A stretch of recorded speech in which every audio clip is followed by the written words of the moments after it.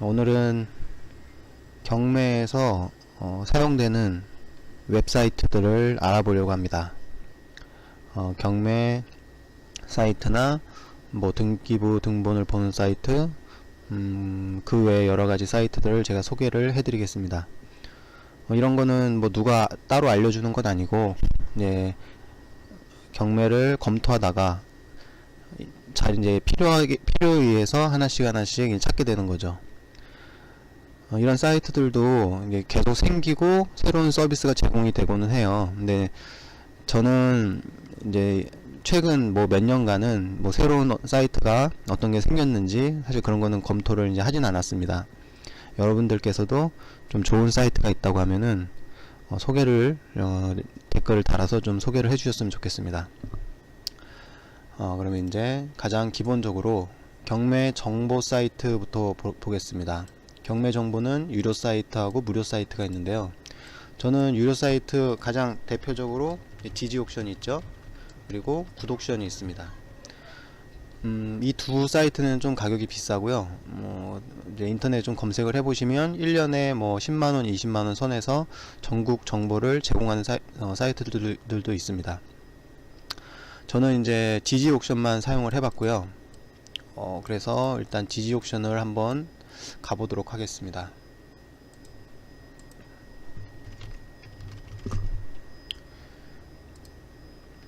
디지옥션을 가시면 저는 지금 여기 유료 등록을 안 돼 있어요. 뭐 제가 지금 뭐 업으로 하는 것도 아니고 일단은 제가 취미나 좀 그냥 관심사항만 보기 때문에 지금은 그렇게 뭐 디지옥션에서 제공하는 정보가 저는 지금 필요가 없습니다. 지금 여기 뭐 일반적인 경매 정보하고 뭐 다를 바가 없어요. 근데 이제 디지옥션의 특색을 좀 보자고 하면은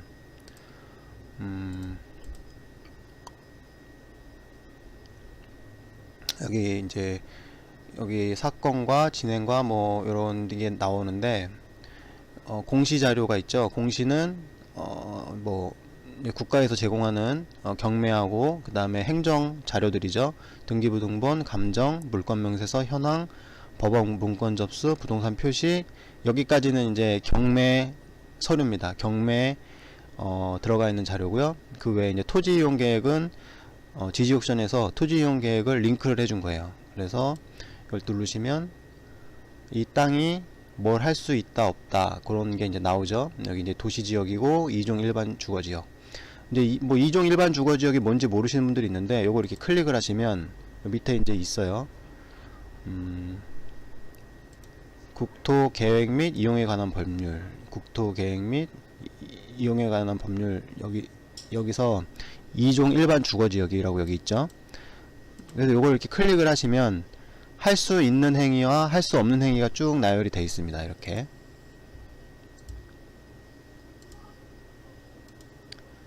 이거를 한번 쭉 읽어보신다고 하면은 우리가 토지를 이용을 어떻게 제한하고 있는지를 좀 아실 수가 있어요. 그래서 여기서 기재된 대로 제일 많이 보는 게 요거죠. 시행령 별표 5. 그래서 여기서 주거지역에서 할 수 있는 행위가 단독주택, 공동주택, 근린생활시설, 종교시설 뭐 이런 식으로 쭉 나와있고, 이 별표 1을 건축법 시행령의 별표 1을 가시면 노유자 시설이 어떤 건지 쭉 나옵니다. 그리고 여기도 역시 근린생활시설이 뭔지 자세히 나와 있어요. 건축법 시행령을 이제 네이버에서 치시고 들어가시면은 여기 별표 1을 찾아서 보시면 됩니다. 그리고 여기도 이제 이런 식으로 되어 있어요. 보시면 제2종 근린생활시설을 허용을 하는데 단란주점하고 안마시설소는 제외를 하는 거예요. 그러니까 모든 2종 근생은 허용을 하지만 요 두 개는 제외하겠다. 이런 식으로 이제 제한을 하는 겁니다. 그래서 이 토지 이용 계획을 보면 어떤 행위를 내가 할 수 있고 없는지를 알 수가 있습니다. 그리고 요 밑에 것들은 뭐 크게 뭐 그냥 보면 아는 거예요. 가축 키우면 안 된다. 뭐 학교 앞이니까 또 안 되는 것들이 있어요. 교육 환경 보호구역. 예. 요거는 뭐 PC방 안 되고, 뭐 당연히 뭐 조금 위락시설이나 뭐 모텔 이런 게 들어올 수가 없는 거죠. 예, 그런 이제 내용이고, 여기 요런 것도 이제 크게 뭐 큰 제한은 아닙니다. 그 다른 것들은. 그래도 이게 시간이 나시면 한 번씩 읽어보시면은 도움이 되실 거예요. 그리고 우리나라에서는 이런 식으로 토지 이용을 제한하고 있다. 그리고 여기 공시지가 나오고요. 요거는 그래서 이제 지지옥션에서 링크를 해주는 겁니다. 좀 이용하기 편하게, 그러니까 건축물 대장도 이제 볼 수 있게 해놨고요.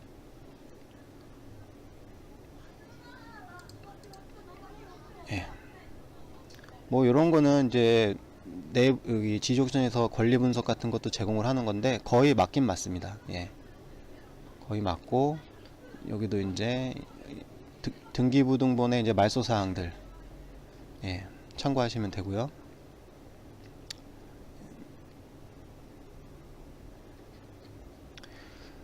이제 제가 요거를 이제 말씀드리려고 했던 건 아니고요. 지지옥션이 좀 편하게 볼 수 있게 서비스를 제공하고, 이 한 장 안에 모든 정보를 넣으려고 노력을 했습니다.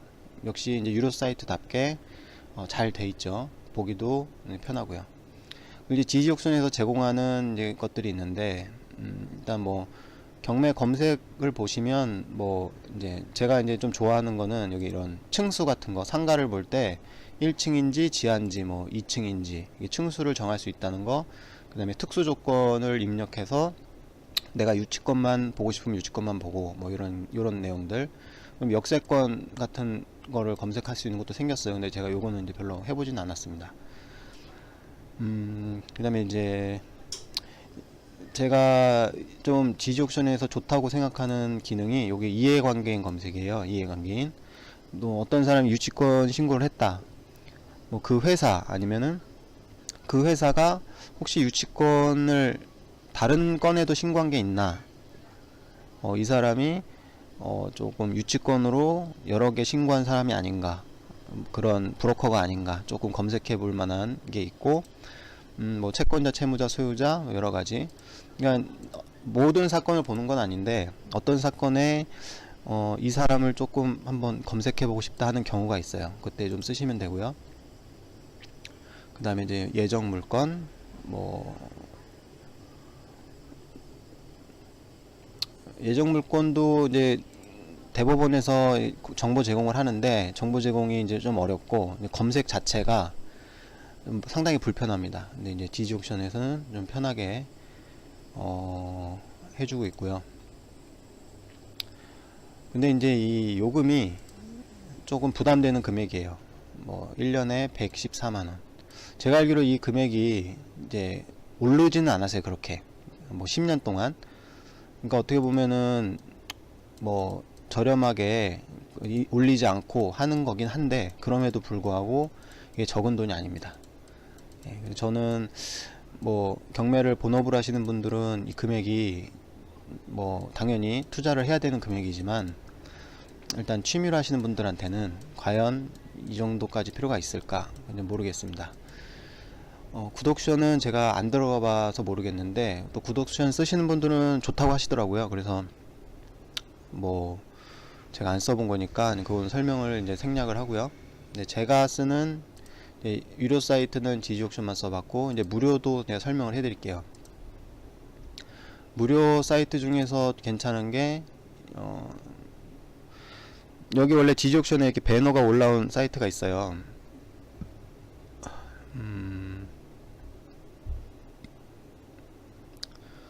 예. 보시면 여기 이제 지지탑 경매라고 있죠. 지지탑 경매 여기 들어가시면 사이트는 무료고요. 이제 다른 무료 사이트보다 좋은 거는 이제 뭐 검색을 하면 이렇게 나오는데, 여기는 그래도 등기부 등본을 제공을 합니다. 이 등기부 등본은 일반적인 무료 사이트에서는 제공을 안 해요. 이 등기부 등본을 원래 뭐 개인적으로 보려고 하면은 이제 몇백 원 내고 봐야 되잖아요. 이렇게 등기부 등본을 제공을 하기 때문에 이게 상당히 장점이 있습니다. 그래서 저는 이제 무료 사이트는 기본적으로 여기를 보고요. 여기서도 이제 낙찰되고 한 달이 지나면 정보 제공을 안 해줘요. 뭐 사실 돈 안 내고 정보만 빼가는 거잖아요. 여기 지지탑 경매라는 데도 사실 컨설팅을 목적으로 사이트를 운영을 하는 건데, 제가 이제 그 정보만 얻고 하다 보니까 이제 한 달이 지나면은 정보 제공을 해주지 않습니다. 그러면은 옛날 거를 보려고 하면은 이제 몇 년 전 경매 자료 같은 걸 보려면은 이 지지 탁 경매 말고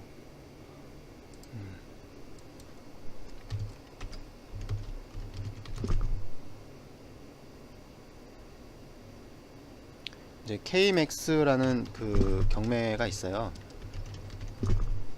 네, 저당권 거래소죠. KMAX. 여기 들어가시면 이제 몇 년 전 것도 다 검색이 가능합니다.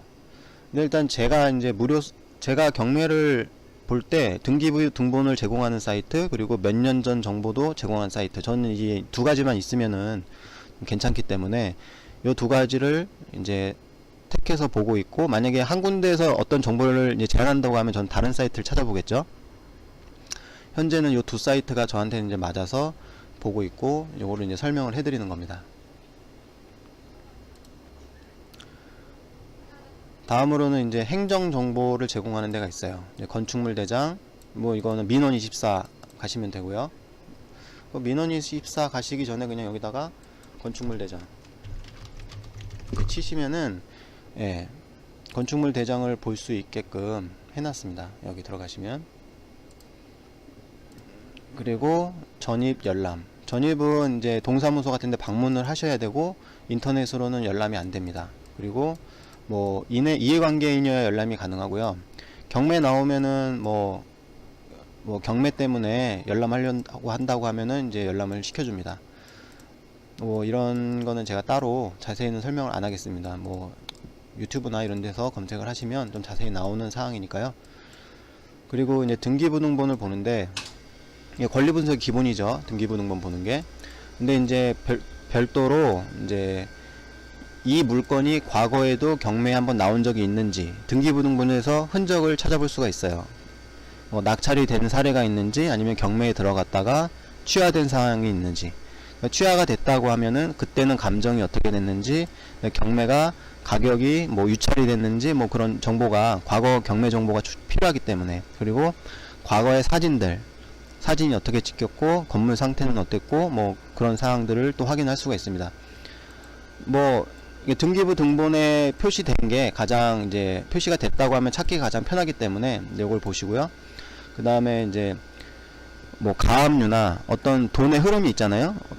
그런 걸 보면은 이제 유치권 같은 게 진짜인지 아닌지 조금 추측이 가능합니다. 건설대금을 못 받았는데, 뭐 몇 억을 못 받았는데 가압류 안 할 사람 없겠죠. 근데 가압류도 안 하고 아무것도 안 하다가 뜬금없이 유치권 신고를 한다고 하면은 그 사람의 유치권 권리 신고가 의심받을 수밖에 없어요.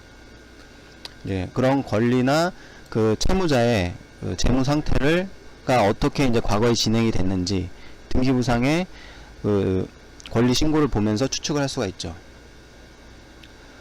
그 다음에 이제 자치법규가 있습니다. 예, 자치법규. 뭐 이거는 그냥 간단하게 설명해 드릴게요. 이렇게 자치법규를 들어가시면,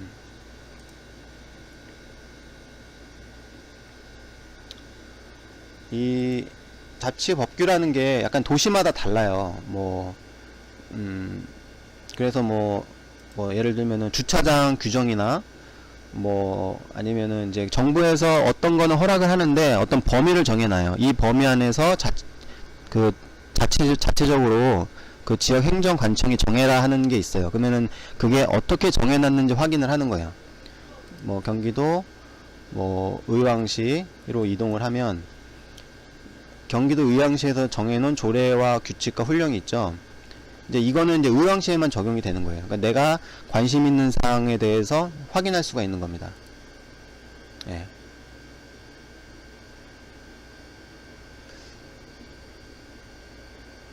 예.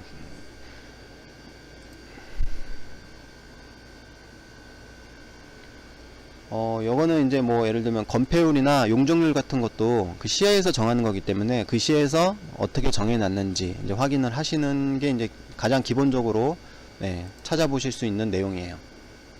예, 자치법규 사이트를 말씀드리고요. 다음으로는 이제 실거래가 검색. 실거래가 들어가서 뭐 아파트, 뭐 주거용 보시고, 그 다음에 이제 요새는 상가, 토지까지 정보 제공을 하죠. 아파트는 이제 층수를 알려주는 걸로 알고 있고요. 그 다음에 토지하고 상가는 뭐 번지수가 자세히 나오진 않습니다. 앞번호까지만 나오고요. 그래서 뭐 아무 아파트나 한번 검색을 해보면, 여기 한번 볼게요.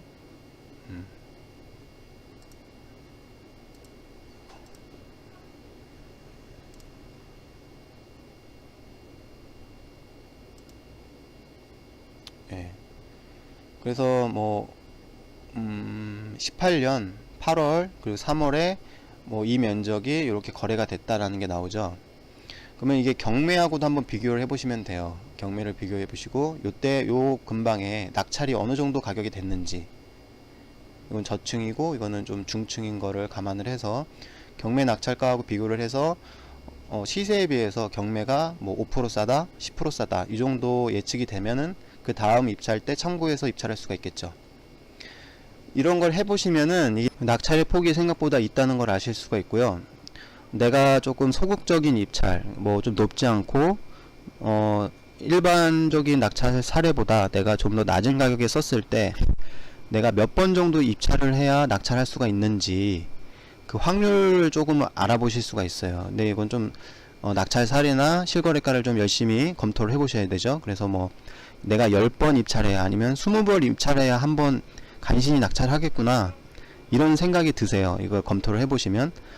그리고 내가 조금 공격적으로 아주 최고가 수준은 아니더라도 한 3등 내의 금액을 쓰면 뭐 한 3번에서 5번 사이에 낙찰이 되겠구나.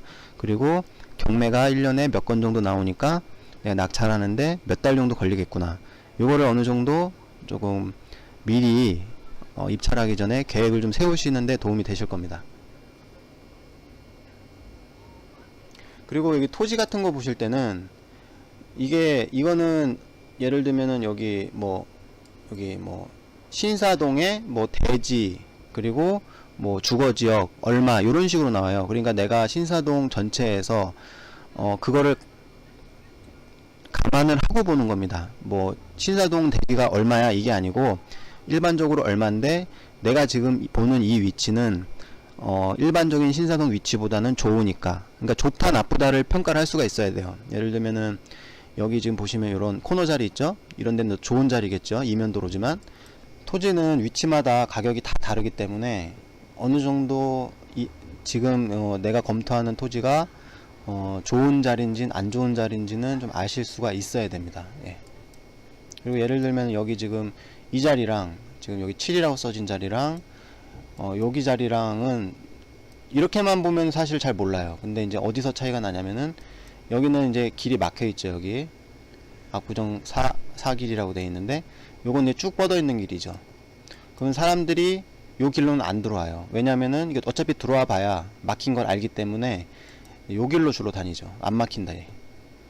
네. 그러니까 뭐 작게 보면은 두 개가 비슷한 입지지만 이게 크게 보면은 입지 차이가 납니다. 그리고 여기는 지금 뭐 편의점이 들어와 있고 확실히 이용도 다르죠. 그러니까 여기도 지금 보시면 다 이렇게 막혀 있어요. 여기도 막혀 있고 뚫려 있는 데는 길이 이렇게 통하는 데는 상권이 다릅니다. 여기는 여기서부터 지금 여기 위에까지 다 뚫려 있죠. 여기도 그렇고요.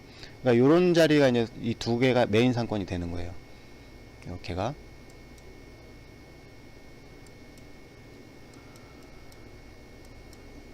예.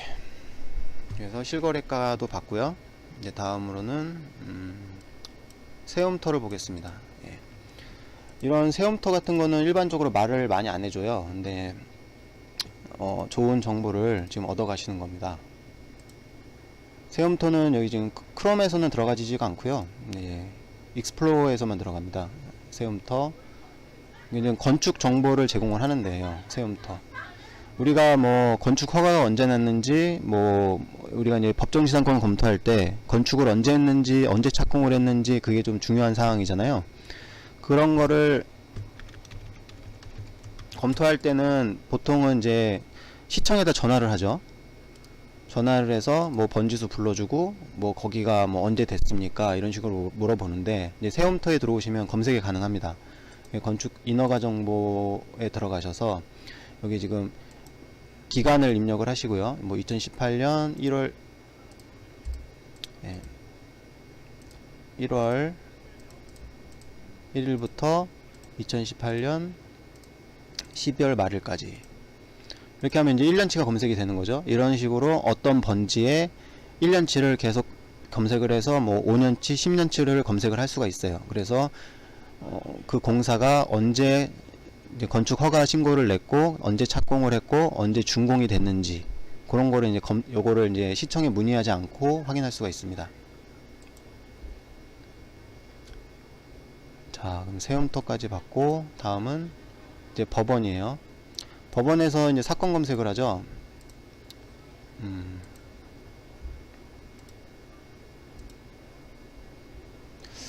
법원 사건 검색. 이제 경매 자료를 보다 보면은, 뭐, 유치권 소송을 뭐 하고 있다거나, 뭐, 그런 게 기재된 경우가 있어요. 그러면은, 법원에 가서, 그거를 검색을 하는 거예요. 뭐, 법원은 아무 데나 들어가셔도 돼요. 아무 데나 들어가셔서, 사건 검색하시고, 뭐, 이렇게, 뭐, 고등법원, 그 다음에 요거 사건 번호 입력을 하시고, 당사자 이름을 입력을 하시면, 그 소송이 어떻게 진행이 되고 있는지 대충 이제 확인이 됩니다. 뭐 이제 이 법원 소송 뭐 원고하고 피고의 소송 그 문서를 볼 수 있으면 좋은데 일반적으로는 좀 어렵고요. 우리가 도움을 얻을 수 있는 사람은 우리한테 협조 주길 수 있는 사람은 아무래도 채권자가 되겠죠. 저희가 낙찰을 해야 채권 회수가 되기 때문에 이제 은행이나 아니면 개인 채권자들은 낙찰을 유도할 수밖에 없기 때문에 그런 사람한테 좀 연락을 해서 이게 어떤 소송이 진행 중인데 당신은 그 소송에 대한 정보가 있습니까? 이렇게 물어보고 소송 자료를 좀 받을 수가 있어요. 그리고 뭐 은행에서 유치권 뭐 배제 신청서 같은 걸 제출을 하면 나는 이제 이해 당사자가 아니기 때문에 법원에서 들어가서 볼 수가 없죠. 그러면 이제 은행에 연락을 해서 내가 입찰을 하려고 하는데 유치권 배제 신청서를 제출한 걸로 알고 있는데 한번 가면 내가 방문하면 볼 수가 있느냐 아니면 뭐 그렇게 해서 뭐 볼 수가 있겠죠. 방문해서. 그리고 그 외에 다른 정보들도 좀 물어볼 수가 있고요. 네, 사건 번호도 이런 것도 검색을 해서 좀 보실 필요가 있는 경우가 있습니다. 예. 그리고 판례 검색도 있는데 예를 들면 유치권 소송을 했는데 뭐 한쪽이 뭐 이기거나 졌어요. 근데 그런 판례를 보려면은 이제 서울 뭐 어디 도서관인가? 제가 정확히는 모르겠어요. 도서관인가 어디 가서 검색할 수 있는 자리가 있다고 하더라고요. 그거는 이제 뭐 변호사나 이런 사람들이 볼 수 있는 걸로 알고 있고 고의를 대행해 주시는 분이 있는 걸로 알고 있어요. 그래서 사건 번호 같은 걸 좀 의뢰를 하면 그 문서를 출력을 해서 받을 수 있는 걸로 알고 있습니다. 요거는 제가 해본 건 아니고 뭐 그렇다고 제가 지금 들은 걸로 알고 있습니다. 예. 다음으로는 이제 대보험 판례 검색.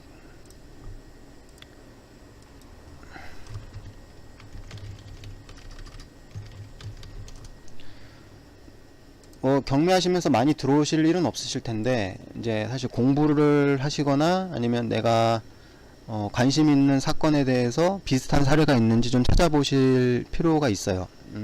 제가 오늘 본 사건은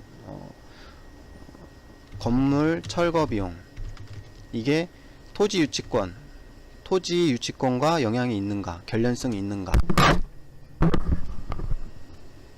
예.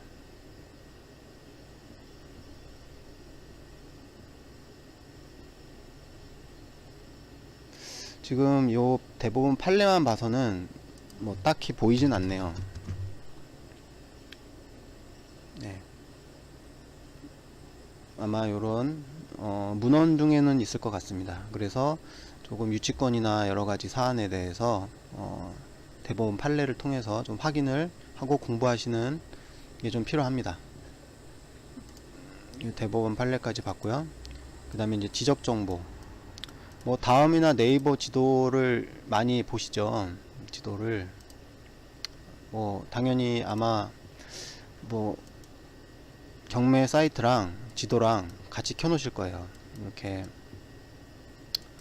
보시면은 이제 로드뷰라는 게 있죠. 로드뷰로 거기가 뭐 건물이 언제 생겼는지 뭐 그 주변은 어떤지 그다음에 이게 연도별로 이렇게 나오죠. 연도별로의 과거까지 볼 수 있기 때문에, 예. 여기는 지금 도로가 이때 들어왔네요. 도로가 없을 때 이런 게 볼 수가 있고요. 그다음에 이제 지적 편집도를 보면서, 이 녹색은 이제 약간 농림 지역이나 뭐 그런 쪽이고, 노란색은 주거 지역이에요. 그리고 여기는 그린벨트 지역이니까, 이 주거 지역만 건물을 지을 수가 있는 겁니다. 그리고 좀 더 확대해서 보면 여기 이제 전철이 생기는 자리고요.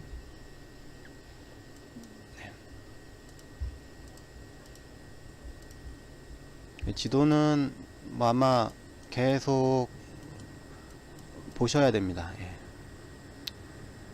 사실은 이제 경매하는 입장에서 제일 중요한 게 이게 이 연도별 사진이에요. 로드뷰하고. 그리고 내가 어떤 땅을 보러 갈 때, 예를 들면 지적도 이렇게 보시면 이 땅의 경계를 아무도 확정해 주질 않아요. 이 땅이 어디서부터 어디까지인지. 그리고 이런 네이버나 다음에서 제공하는 정보는 이 경계를 아무도 약속해 주지 않습니다. 그러니까 내가 그냥 추측만 할 수 있을 뿐이에요. 측량하지 않는 이상은. 그렇기 때문에 다음이나 네이버나 그 다음에 여기 이제 스마트 국토 정보, 이런데 여러 사이트를 통해서 이 경계나 내 땅이 어디서부터 어디까지인지 확인할 수밖에 없어요. 뭐 경매 낙찰하기 전에 뭐 측량하시는 분은 없으니까요. 다음을 봤으니까 이제 네이버 지도도 이렇게 보면, 이렇게 과거에는 어떤 게 있었는지, 지금 요 사건을 제가 오늘 보고 있는데, 예전에는 이런 스파 해수탕이 있었는데 철거를 해버렸어요. 그리고 지금까지 아무것도 짓질 않습니다. 왜 철거를 했을까요? 건물도 뭐 아주 괜찮아 보이는데요. 그러니까 이제 이런 과거를 볼 수가 있다라는 게 이런 사이트들이 저희한테 주는 좋은 정보가 됩니다. 그리고 현장을 방문을 안 해도 현장의 상황을 조금 파악이 되죠. 어떤지.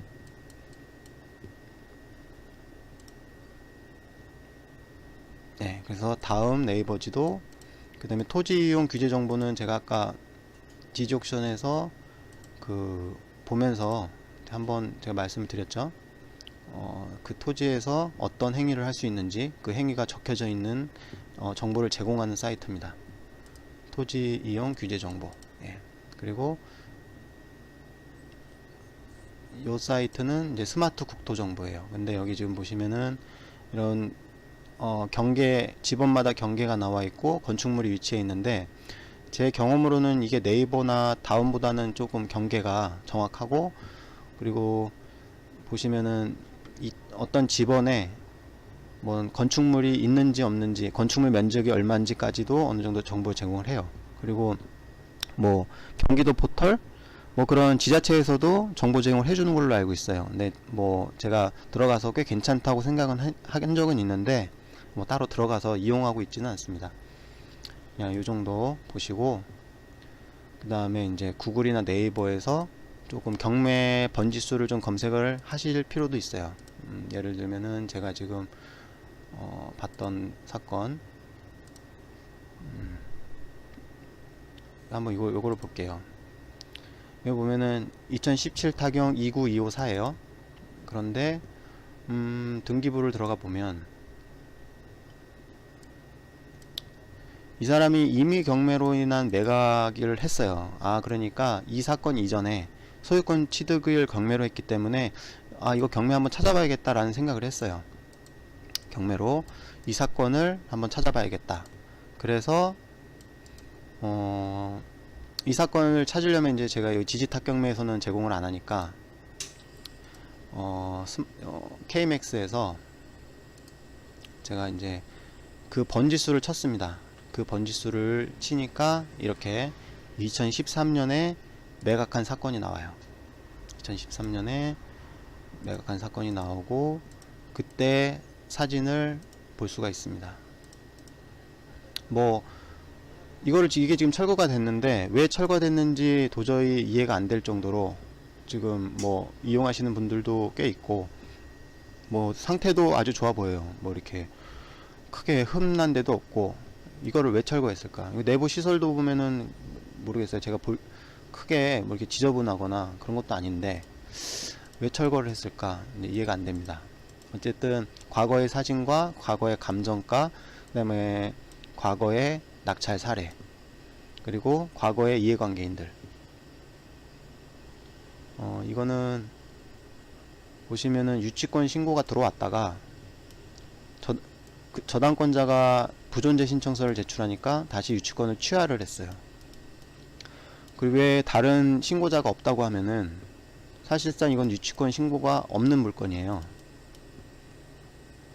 네, 그러니까 이걸 낙찰가를 보면은 38억인데 지금 이게 이제 낙찰을 38억에 받아서, 근데 38억에 받았는데 이게 18억일 때, 최저가 18억일 때 받은 거죠. 그러니까 이거는 NPL을 이용해서, 그러니까 이제 저당권을 금액까지 어느 정도 써서 이제 채권을 사서 입찰한 거기 때문에 실제로 38억을 쓴 건 아닙니다. 은행하고 협의한 금액, 뭐 20억이 됐든 25억이 됐든 그 금액에 매입을 해서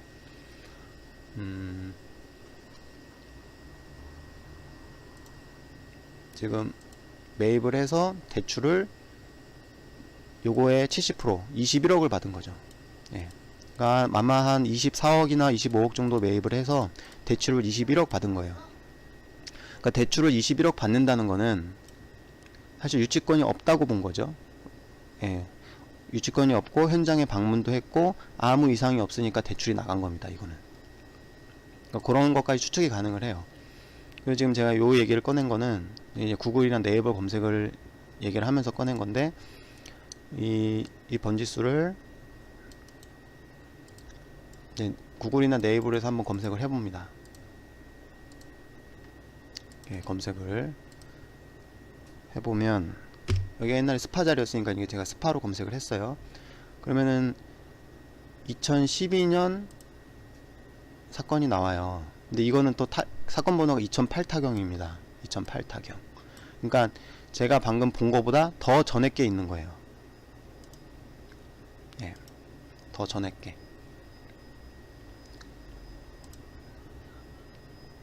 그래서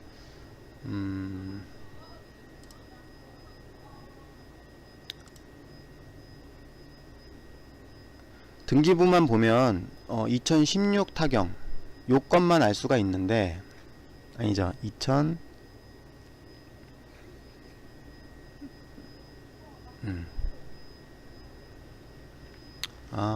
그렇네요. 2016 타경 요거만 등기부에 나와 있는 거고, 2016 타경, 그 다음에 구글 검색을 해야 요 2008 타경 것까지 검색이 가능한 겁니다. 그러니까 등기부를 뭐 지금 제가 제공받은 정보는 2000 여기까지만 이제 나온 거니까 고정권 없기 때문에, 그리고 또 다른 정보가 검색이 될 수도 있어요. 요 사건과 관련해서 뭐 크게 중요한 정보가 아니더라도 그 번지수에서 어떤 사건이 있었는지 그냥 뭐 한 가지 팁이 될 수도 있고, 경우에 따라서는 그게 결정적인 정보가 될 수도 있어요. 뭐 저는 이런 검색을 통해서 결정적인 정보를 획득한 적이 있습니다. 뭐 나중에 기회가 되면 이제 말씀을 드릴게요. 뭐 유치권 신고를 한 사람이 있었는데 그 사람이 전문업자라는 거를 제가 검색을 통해서 한 건을 제가 유치권 한 건 다른 사건에 대해서 입찰해 놓은 걸 봤어요. 근데 그 지지옥션에서 그 사람 이름으로 제가 하루 종일 검색을 했어요. 그 이해관계 검색을. 그랬더니 유치권으로 장난친 게 한 10건 이상이 발견이 됐습니다.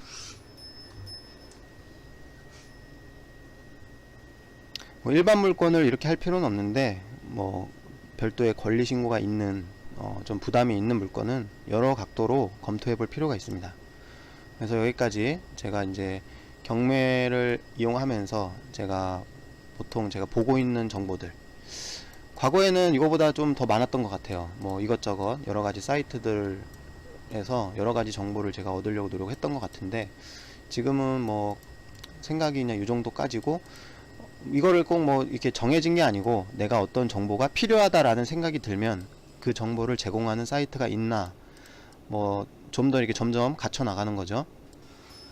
네, 오늘도 제가 가지고 있는 제가 경험한 여러 사이트들이 여러분들께 도움이 되셨는지 모르겠습니다.